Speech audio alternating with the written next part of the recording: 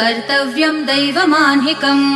कौसल्या सुप्रजा राम पूर्वा सन्ध्या प्रवर्तते उत्तिष्ठ नरशार्दूल कर्तव्यं दैवमान्हिकम् उत्तिष्ठोत्तिष्ठ गोविन्द उत्तिष्ठ गरुडध्वज उत्तिष्ठ कमलाकान्त त्रैलोक्यं मङ्गलं कुरु